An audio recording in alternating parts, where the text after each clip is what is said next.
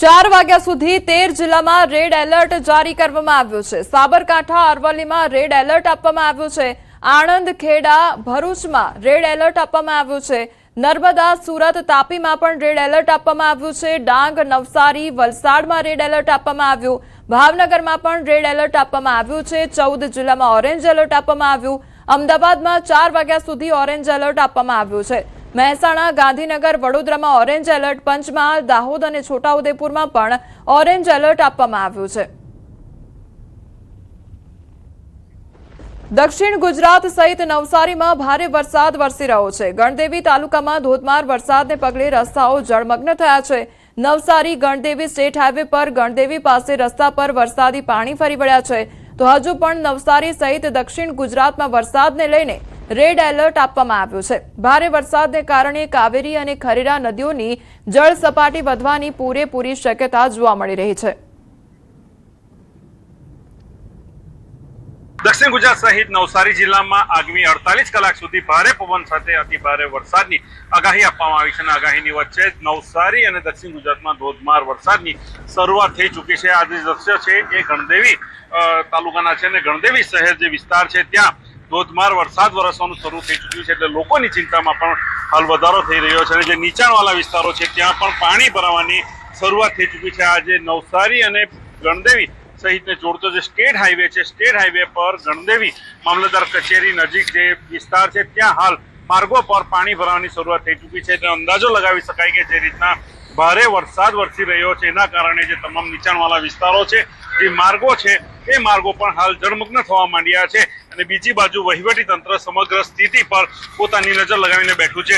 જીવન જરૂરિયાતની વસ્તુ એટલે કે પાણી સહિતની જે વસ્તુઓ છે એ પણ હાલ વહીવટી તંત્ર દ્વારા સ્ટોક કરવામાં આવી રહ્યો છે, જેથી કરીને લોકોને જે સ્થળાંતર કરવું પડે અને સ્થળાંતર જ્યાં લોકોને કરવામાં આવે ત્યાં આ પાણી સહિત જે ભોજન છે, ફૂડ પેકેટની વ્યવસ્થાઓ છે એ તમામ પહોંચાડવાની કામગીરી પણ હાલ ચાલી રહી છે। અને નવસારી જિલ્લામાં વિવિધ સ્થળોએ એસડીઆરએફ એનડીઆરએફની ટીમોને પણ તૈનાત કરી દેવામાં આવી છે। બીજી બાજુ નવસારી જિલ્લામાં જે રીતના ભારે પવન સાથે વરસાદ વરસી રહ્યો છે એ વહીવટી તંત્રની ચિંતામાં વધારો કરી રહ્યો છે। ભાવિન પટેલ, ન્યૂઝ 18 ગુજરાતી, નવસારી। નવસારી શહેરમાં અતિભારે વરસાદ અને પૂરની આગાહીને પગલે સ્થળાંતર શરૂ થયું છે, ત્યારે નવસારી મહાનગરપાલિકા દ્વારા પૂર્ણા નદી કાંઠાના લોકોને સ્થળાંતરિત કરવામાં આવ્યા છે। નવસારી શહેરના ભેંસત ખાડા, કાશીવાડી, હિદાયતનગર, રંગુનનગર, બંદર રોડ, મિથિલાનગરી વિસ્તારના લોકોને સ્થળાંતરિત કરવામાં આવ્યા છે। તો 18 જેટલા સ્થળો પર સ્વેચ્છાએ સ્થળાંતરિત થવા માટે અપીલ કરવામાં આવી છે। સ્થળાંતર થવાની તે શરૂઆત થઈ। શહેરના તરોટા બજાર વિસ્તારમાં સોરાબ બાગમાં 150 થી વધુ લોકોને રાખવામાં આવ્યા છે। તો લોકો માટે રહેવા, જમવાની અને આરોગ્યની વ્યવસ્થા પણ કરવામાં આવી છે।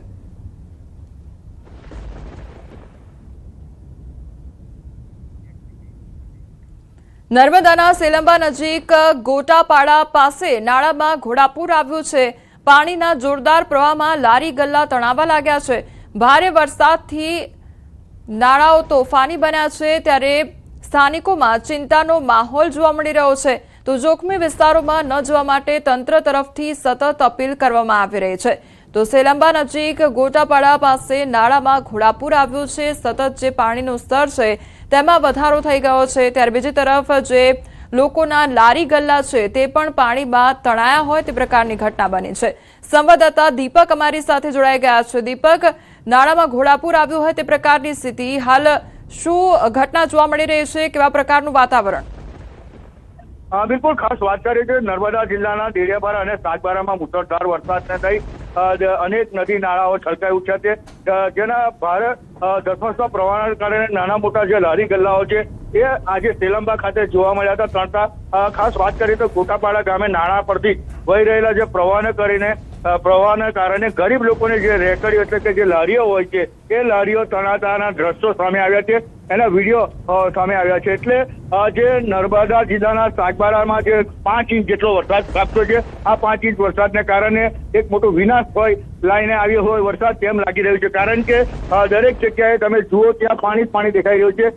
જે લોકોના ઘરો સુધી હાલ જે ખાડીના જે પાણી હોય છે તે ઘૂસવાની તૈયારીઓ છે, ત્યારે જે પાણીના પ્રવાહને કારણે જે ગરીબ લોકોના જે લારી ગલ્લા હોય છે તે આજે તણાતા દેખાતા પણ એને જે પાણી છે જે કે તેને લઈને ખડે પગે છે કે કઈ ઘટના ઘટે ના, પરંતુ હાલ તો જે પાણીના ધસમસતા પ્રવાહને કારણે અનેક લોકો બેઘર પણ થયા છે અને જે રોજગારી મેળવતા હતા તે પણ રોજગારીના સાધન પણ તણાઈ ચૂક્યા છે. જી જે દીપક, આ નર્મદા ખાતે આ સિવાય જે અન્ય ગ્રામ્ય વિસ્તારો છે ત્યાં આગળ અત્યારે શું પરિસ્થિતિ છે? લોકોને કેટલું નુકસાન સહન કરવાનો વારો આવ્યો છે? શું લોકોના ઘર સુધી પાણી પહોંચ્યા છે? હા, બિલકુલ. ખાસ વાત કરીએ તો જે સેલંબા ગામ છે, સેલંબા મહારાષ્ટ્રના અડીને આવેલું ગામ છે અને ત્યાં 5 ઇંચ જેટલો વરસાદ પડ્યો છે. આ જે વરસાદ પડવાને કારણે અનેક જે ખાડીઓ છે જે ઉભરાઈ ચૂકી છે એ ખાડીના પાણી સીધા ગામો સુધી પહોંચ્યા છે. આ લોકોના ઘરોમાં ઘૂસતા આજે તંત્ર પણ કામે લાગ્યું છે કે જે સ્થળાંતર થાય કરવામાં આવી રહ્યા છે. અનેક લોકો, લગભગ 40 થી 50 લોકોને સેલંબા ગામમાંથી સ્થળાંતર કરવામાં આવે છે, વ્યવસ્થિત જગ્યાએ ખસેડવામાં આવે છે. પરંતુ જે વાત કરીએ તો જે પાણીનો જે ધસમસતો પ્રવાહ છે એ પ્રવાહ એટલો બધો છે કે જે ઘરોના જે ઘરો સુધી પહોંચ્યા અને જે લારી ગલ્લાઓ છે તેને પણ તણાતા લઈ ગયા. ખાસ વાત કરીએ તો હાલ તિલકવાડા તાલુકાના સુરવા ગામે પણ હાલ જે અનેક લોકોને લગભગ 6 જેટલા માણસો NDRF ની SDRF ની ટીમોએ બચાવ કામગીરી કરી છે અને 6 જણને બચાવી લેવા છે. એ પોતાના ગામથી અજાણ હતા અને લોકો જ્યાં ફસાયા હતા ત્યાંથી જિલ્લા વહીવટી તંત્ર દ્વારા તમામને હાલ રેસ્ક્યુ કરી અને બચાવી લેવાયા છે. જી દીપક, સમગ્ર માહિતી બદલ આપનો આભાર.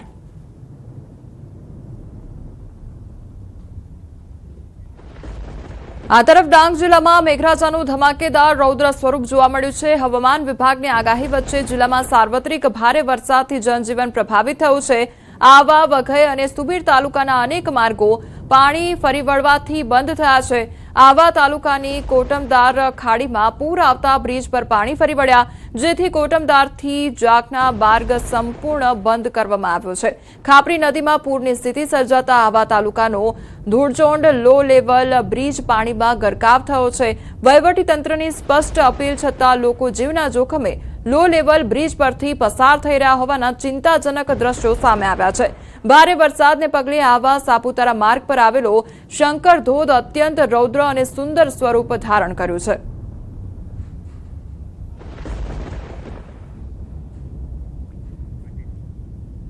ગીર સોમનાથમાં ઘરમાં 8 ફૂટનો મગર ઘૂસી આવ્યો છે, ત્યારે ગીર ગઢડાના બેડિયા ગામમાં ઘરમાં ઘૂસ્યો છે મહાકાય મગર. ઘરની ઓસરીમાં ખાટલા નીચે છુપાયો હતો મગર. વહેલી સવારે પરિવારની નજર પડતા દોડધામ મચી ગઈ હતી. વન વિભાગે કલાકોમાં સફળ રેસ્ક્યુ કર્યું. રેસ્ક્યુ કરી જસાધાર એનિમલ કેર સેન્ટર ખસેડાયો હતો. તપાસ બાદ મગરને સુરક્ષિત સ્થળે મુક્ત કરવામાં આવશે.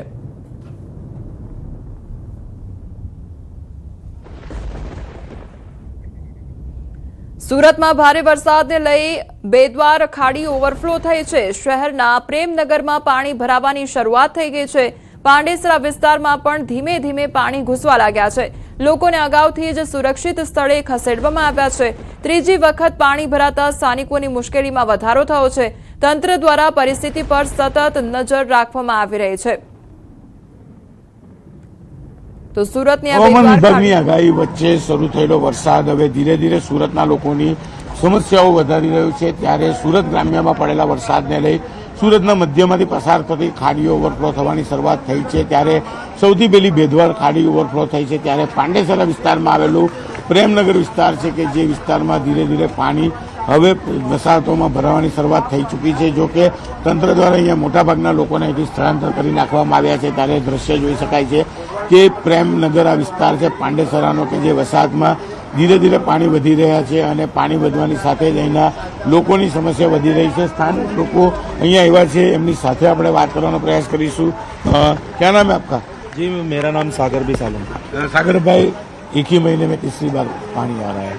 बहुत हालत खराब हो चुकी है, काम धंधे भी छूट गए बहुत सारे लोगों के, और ये जो तीसरी बार जो हो रहा है इसमें तो बहुत आर्थिक परिस्थिति लोगों की खराब हो चुकी है. अभी हमने पुलिस और एसएमसी के साथ में मिलके बहुत सारे लोगों को रेस्क्यू करवाया और स्कूलों में भेजा है.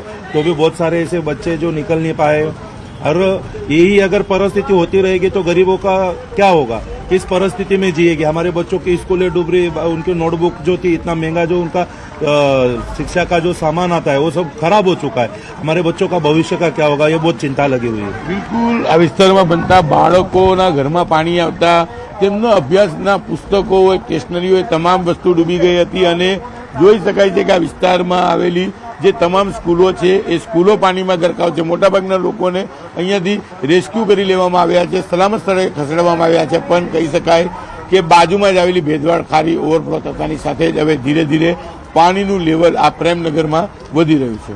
કીર્તેશ પટેલ, ન્યૂઝ 18 ગુજરાતી, સુરત. સુરતના માંગરોળમાં ભારે વરસાદનો કહેર જોવા મળી રહ્યો છે. કોસાડી ગામના બે મહત્વના વિસ્તારો સંપર્ક વિહોણા બન્યા